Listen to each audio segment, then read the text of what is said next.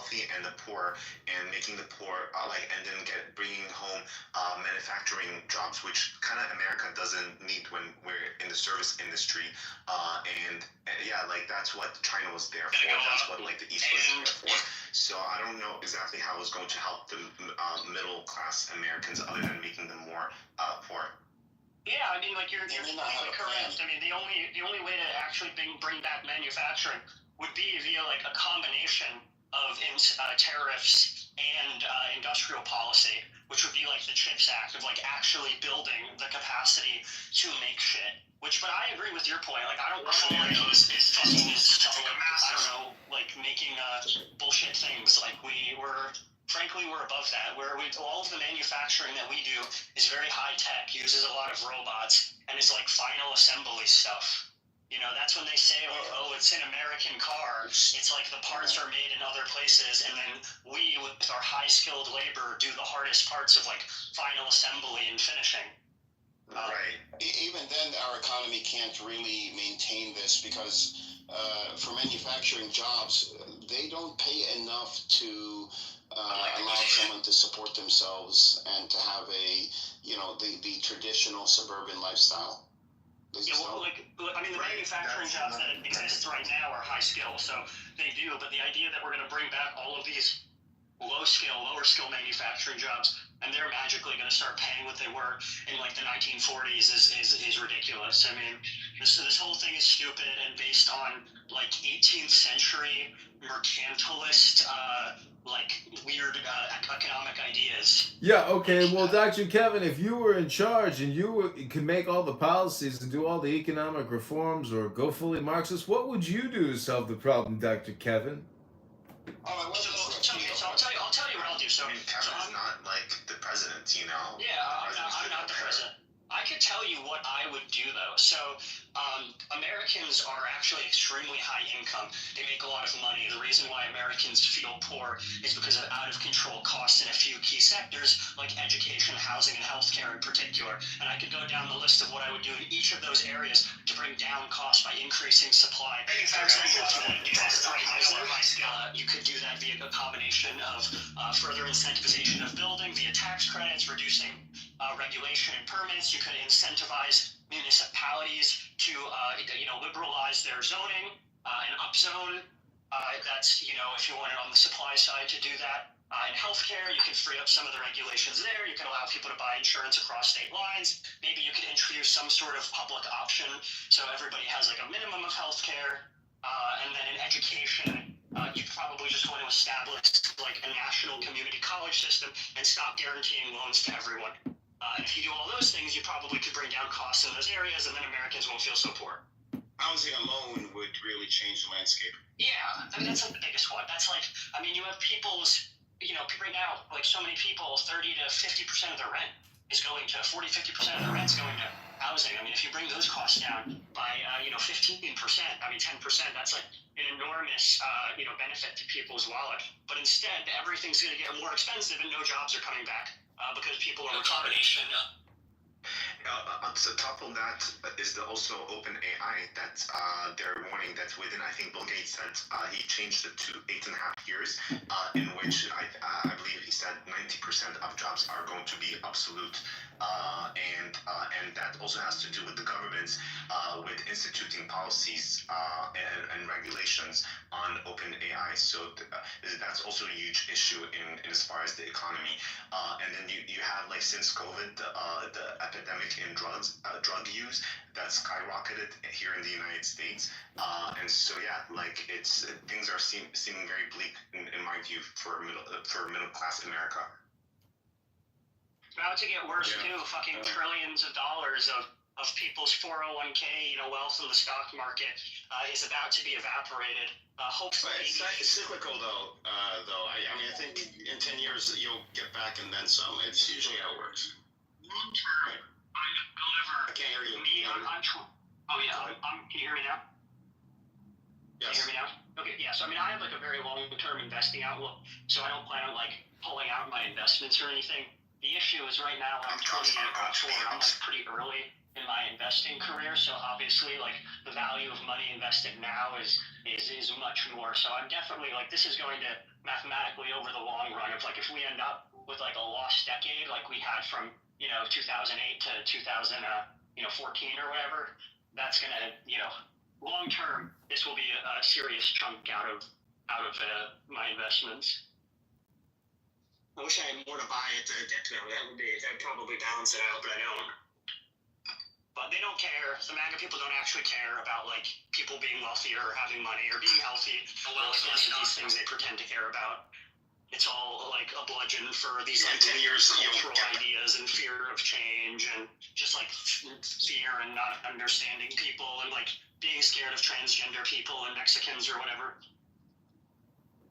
Wait, what does transgenders have to do with the $40 trillion national deficit, Dr. Kevin?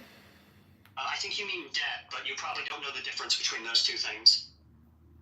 There's a difference between the national debt and the And the deficit? The deficit, yes, there is a difference between That's the not debt what I and the meant to deficit. say. I meant to say national debt. Yeah, I know. Easy to mix those up when you don't understand how. Well, I'm anything just works. saying, how can you expect a logical conversation when you say that people who support Donald Trump also don't support transgenders, therefore they're completely wrong in what they're doing? I mean, you're now... Is he even here anymore, or he left? Well, but we were listening to your argument. Go ahead. Nothing. He's just a shock jock. I mean, it's a prank call show. It's called the Longmont Potion Castle Podcast. Fear and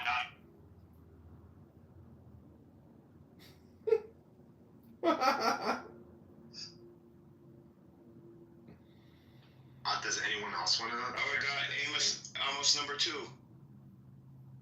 Where? Where? I thought I just seen him. That's almost number 1. Oh, number 1. Don't worry, the transgenders will be safe in Israel. I know what happened to them. Yes, Resistance, we're listening to you here. I give you the stage. Start speak. Let's hear your smartness, your cleverness, your...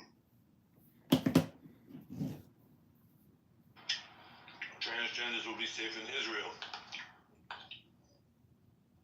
Well, why are you saying that? Because they accept homosexuality there. I almost uses clever as an insult. That's funny. Oh, right. I got it now. I understand. That's funny.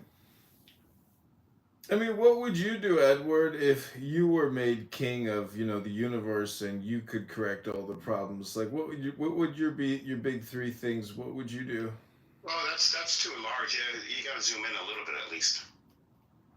Yeah, well, go ahead, be specific. I don't know, you became king emperor of Israel, Palestine. I mean, how would you make coexistence now? What would you do? What would I do? I would have the Palestinians and Israelis sit down and iron out a plan to detangle themselves from each other, which would include a plan as to objectives that Palestinians would have to meet. And these objectives would be both confidence building, trust building, and also building the nation of Palestine itself. Once all the objectives have been met, then the United Nations Security Council would automatically recognize Palestine as a nation. And this whole plan would also include a big, thick wall between both countries with doors in it for people to go back and forth. And that would be it. See, the only thing that we need, Palestinians need, is someone to sit down, for Israelis to sit down and say, here is what you need to do to have a state of your own. These are what would make us comfortable, what would these objectives, if you meet these objectives, this is what we would want to see a plan Palestinians could officially become a state. We've never gotten that. Israel's never told us what we need to do, ever. Imagine, you sound like an Israeli apologist just now. Me? Yes. Well, how am I an Israeli apologist? Because what the hell do Palestinian people need to prove to a bunch of terrorists and land thieves and murderers. Well, what do they have to prove to them? So they don't understand that logic. Okay, here's the logic. If Israel wants to keep calling Palestinians terrorists and savages and animals and saying how terrible human beings are, not even human beings that we are, okay, and wants to destroy us, right? It's only fair for us to shine the spotlight on Israel and say to Israel, okay, what is it that would make you stop and allow us to have a free and independent nation? They would have to answer that question, and they would have to put it in writing. That's never happened. Palestinians have never asked, and Israelis have never offered. So we need to ask. And that will put the responsibility on Israel to say, okay, because right now Israel's saying we don't want Palestinians to have anything. So prove that to the world. Prove this to the world. Ask Israel what they want us to do for us to be a nation, a free nation. That's not selling out. Excuse me, is this the Longmont? Is this the Longmont Potion Castle podcast? Is this a prank show? I still don't even see the basis. We don't need to ask them shit. Palestinians don't need to ask Israelis anything. They don't need the opportunity of anything. They need to stop their collective punishment. They need to stop their occupation. And the Palestinians will take it from there. Well, they're not going to stop. They don't need to prove anything to Israel. It's not about proving pride. That is what you said. Okay, I see, but I don't bring pride into this though. Pride. This ain't got nothing to do with pride. This got something to do with logic. Yeah, listen, proving. What do people who have been oppressed for 100, almost 100 years need to prove to a terrorist nation on how they need to be able to thrive? You know why resistance? I'll tell you why. I don't get that logic. I'll tell you why. Because if Israel says here are the objectives that we have to meet, I am 100% confident that Palestinians will meet those objectives. So that just takes away and the occupation. And that means that you're in denial because number one, Israel would never allow them to meet those objectives. Well, that's my whole point, is that if Israel has not said what things are, not what I want them to be. Well, that's my whole point, is that Israel has not come out and said, okay, this is what Palestinians should do to be a free and independent nation.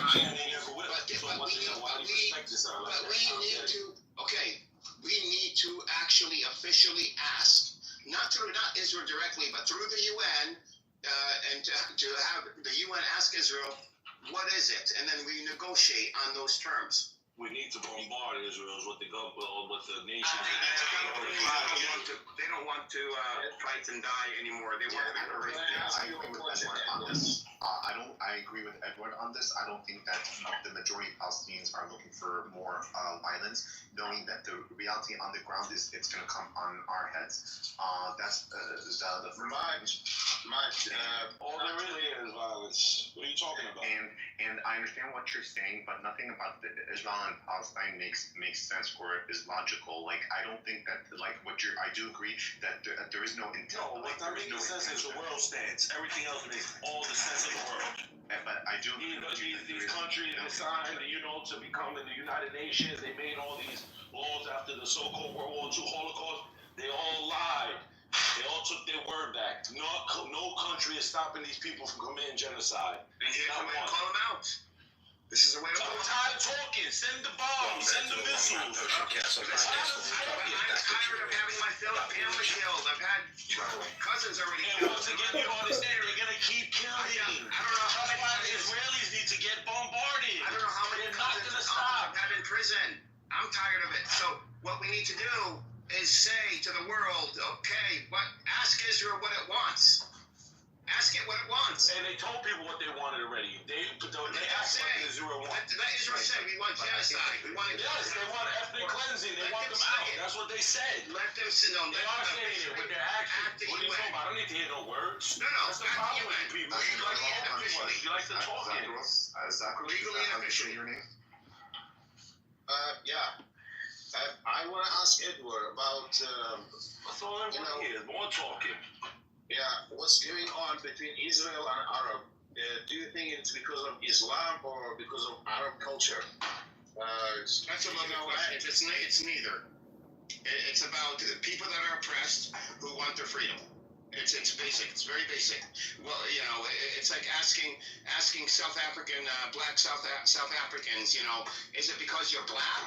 Are you oppressed? Or is it because they were black, they were oppressed? Yeah, and that was why, because they're black. Well, I've seen a phenomenon. What do you mean? But it's asking. It's just like the Arabs. They're getting killed over there because they're Muslim. Yeah, but no. He's implying by his question is it's like me saying. No words. No. Is it because you're black? Is it because you're Christian? What is it? It's implying it's one of them. That's what he's trying to imply. It's one of them, and I'm saying it's neither of them. It's not. It's a loaded question. It's not fair. Right. I do believe that there is a bit of a religious component. I don't necessarily agree with Edward. I do believe that there is a religious component to it, even though the issue is not a religious issue. It's not between Christian, Muslim, Jewish. This is a bigger issue. But when we look at organizations, all of those issues, they're all in above. I don't want to send anyone down to the audience, but I don't care. And I am a local as a This is not a complaint. Let him land. Yeah, you're interrupting a person who actually grew up in East Jerusalem, and I find it extremely difficult. How many Israelis did you ever beat up? How many Israelis did you put in the hospital from doing collective punishment to your people? How many Israelis you ever put your hands on? I'm not defending Arab. I'm not defending Israelis. Let me just land that plane, Zachar. So, but when we look at organizations like Hamas, we cannot look away from the fact that at the root of their indoctrination is Shahada and it's very Islamic principles. That's not something that we can just remove from the equation either. Yeah. And the same thing with the Jewish. Is it one of the reasons? Let land the last sentence. And this is exactly also the reason that within the Israeli government we have leadership that looks at today's conflict through the lens of religion, through the lens of 2,000 years text. So religious component is definitely there, but on the ground, I don't think that religion is the main problem. Yeah. Jews have superiority than Muslims and Christians, and that's how it is. They won in 1948. It became a state called Israel. They have the power, and that's how shit went down basically. As I said, let me finish in one minute. This is I'm gonna finish in a few minutes, man. Go ahead. So actually, as I said from the beginning, I'm not defending Arab, I'm defending Israel. But so I've seen a phenomenon.